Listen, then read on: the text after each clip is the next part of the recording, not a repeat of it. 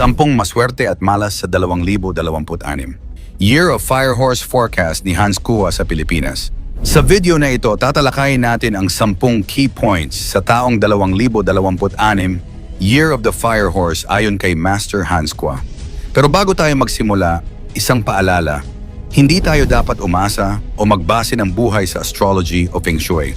Ang tunay na patnubay, proteksyon at tagumpay ay nagmumula lamang sa Diyos, sa panalangin at sa tamang aksyon araw-araw. Ang forecast na ito ay base sa Chinese astrology at feng shui. Hindi ito magic. Ang tunay na tagumpay ay galing sa Diyos, panalangin at tamang aksyon araw-araw. Kaya simulan na natin. Pang-10, 2026, the Year of Fire Horse.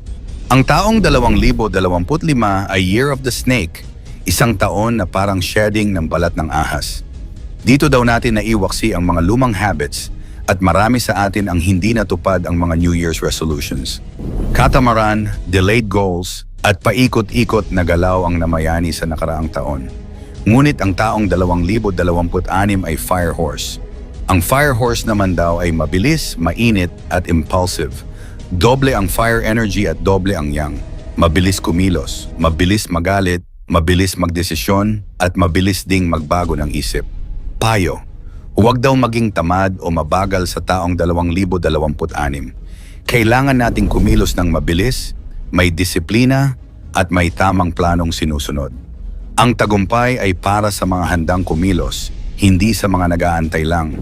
Pang-siyam, fire energy at klima, malakas daw ang fire element sa taong 2026. Ibig sabihin daw mataas ang passion, desire at emosyon sa ating paligid.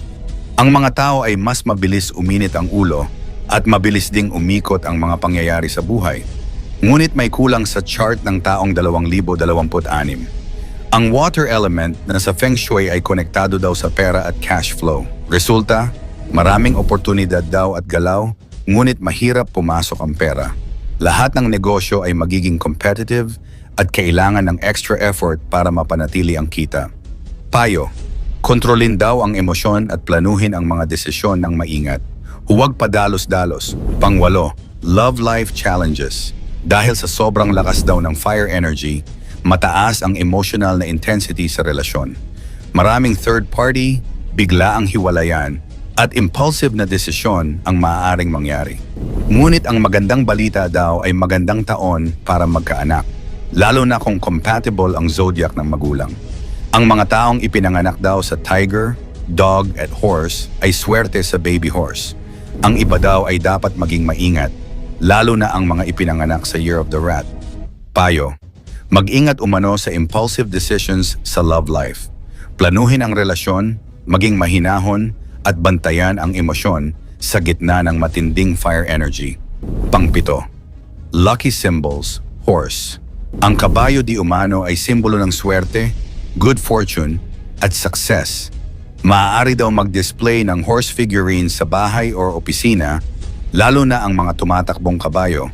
Sa Chinese saying, Madao Chenggong, ibig sabihin daw nila, dumating ang kabayo, dumating ang tagumpay. Payo, gamitin daw ang kabayo bilang inspirasyon, hindi bilang magic. Paalala lang ito sa ating isip na kumilos ng may disiplina at focus. Pang-6, wealth and lucky colors. Dahil daw kulang ang water element sa 2026, mahina ang cash flow. Mahirap daw mag-ipon at ang mga negosyo ay magiging competitive. Lucky colors daw ay blue at violet dahil ito ay water element na nakakatulong sa prosperity at balances sa pera. Payo, maging proactive sa trabaho at negosyo, planuhin daw ang finances ng maayos, at gamitin ang mga kulay bilang inspirasyon para sa positive mindset. Pang-5, health forecast.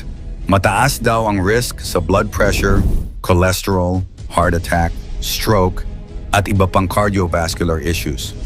Kailangan bantayan din ang respiratory health tulad ng ubo at sipon. Kasabay nito, lalakas daw ang beauty and wellness industry. Stem cells, beauty clinics, machines at products ay patuloy na sisikat.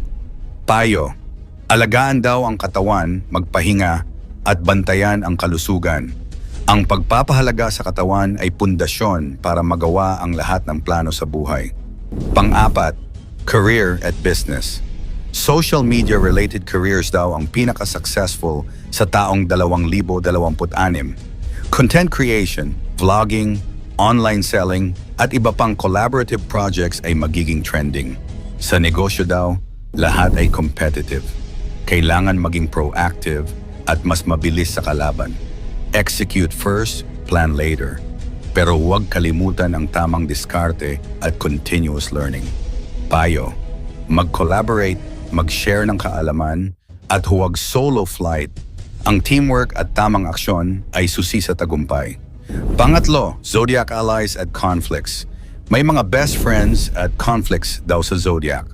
Ang horse ay may best friends na goat, sheep, tiger, dog at dragon. Ito daw ang mga may opportunities sa 2026. Samantalang rat, rooster at horse daw mismo ay may pressure o challenges. Payo, gamitin daw ang insight sa zodiac bilang gabay sa pag-navigate sa opportunities at challenges. Hindi ito dapat batayan ng desisyon, kundi paalala para maging maingat at strategic. Pangalawa, bad year kahit year mo. Kapag year mo daw ang horse, ikaw ang spotlight ng Tai Sui o year god. Parang boss na laging nakatingin sa'yo. Lahat ng mali ay napapansin, kaya maraming pressure at stress. Kailangan daw ng Tai Sui cure at tamang posisyon sa bahay o opisina, iwas daw sa south direction. Payo, maging maingat daw sa desisyon, huwag padalos-dalos at alagaan ang kapaligiran para magkaroon ng suporta sa mga plano. At ang ating number 1, ang 2026 ay mabilis, mainit, at competitive. Hindi daw ito taon para sa tamad, mabagal o padalos-dalos. Payo, kailangan daw ng faith, disiplina, tamang aksyon at control sa emosyon. Ang tunay na swerte ay hindi nakabase sa zodiac o feng shui, kundi sa tamang desisyon, sipag at pananalig sa Diyos. Uulitin ko, huwag tayong maniwala sa feng shui, horoscope at kung ano-anong pampaswerte. Kahit anong forecast, zodiac sign, or lucky charm ang makita natin sa 2026, ang tunay na patnubay ay mula sa Diyos. Panalangin, tamang aksyon at disiplina ang magdadala ng tagumpay, proteksyon at kaligayahan. Kaya sa pagpasok ng 2026, huwag tayo umasa sa feng shui or astrology. Gawin natin ang tama, kumilos ng maayos, at magtiwala sa plano ng Diyos.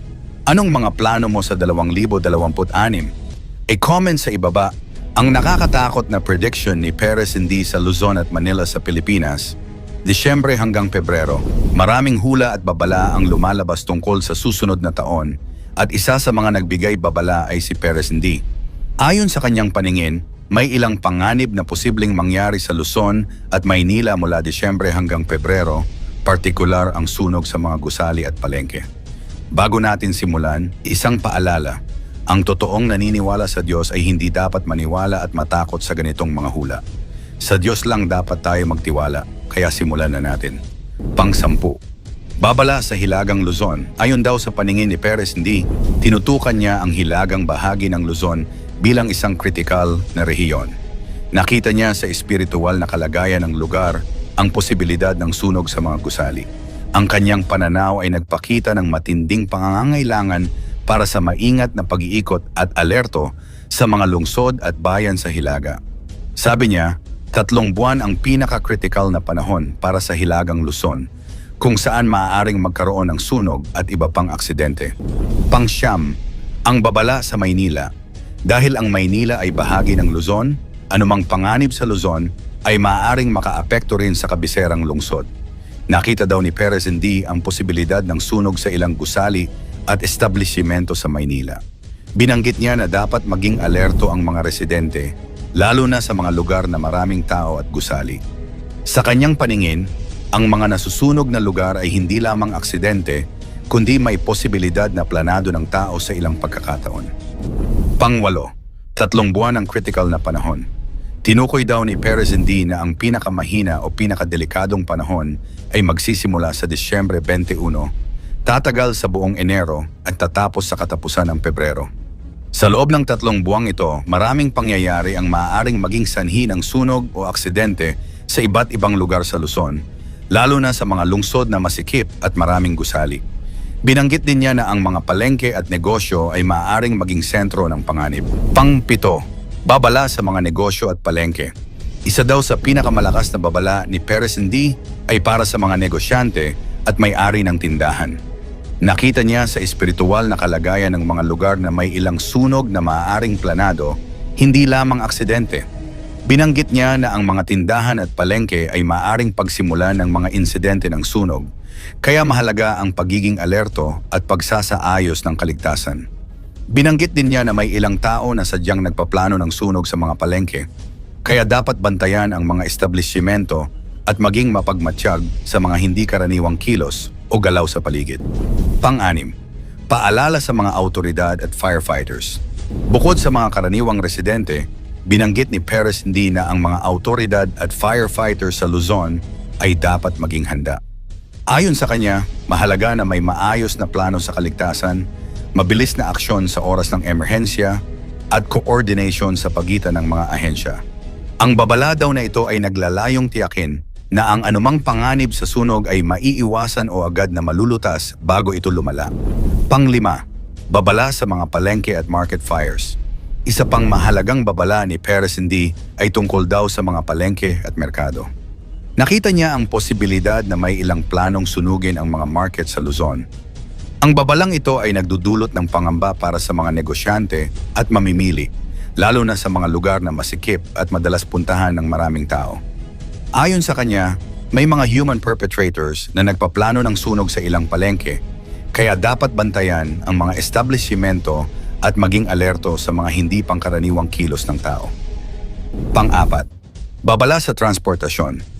Nakakita rin daw si Perez Hindi ng posibilidad na masunog ang isang tren o istasyon ng tren sa Luzon.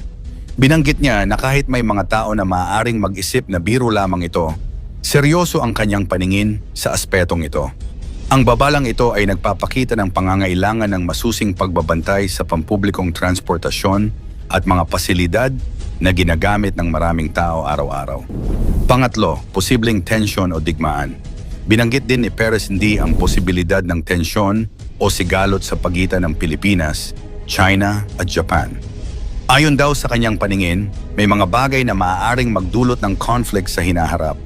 Kaya mahalaga na maging mapagmatsyag ang bansa sa pakikitungo sa ibang bansa.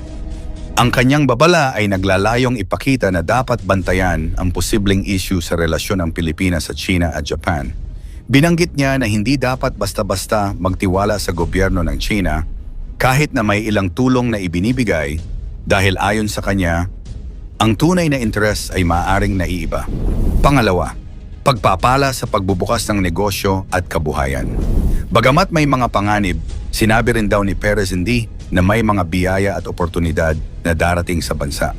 Ayon sa kanya, makakakita ang Pilipinas ng bagong pagkakataon sa negosyo mula 2026 hanggang 2030, kabilang ang pagtuklas ng mga mineral at natural resources.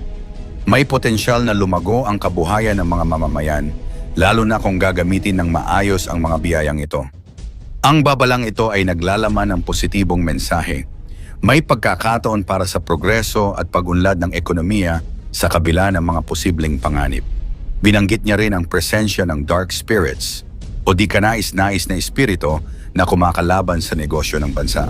At ang ating number 1, babala at paalala. Ang pinaka-importante di umano sa mensahe ni Perez Hindi ay ang posibilidad ng sunog at panganib sa Luzon at Maynila mula Disyembre hanggang Pebrero.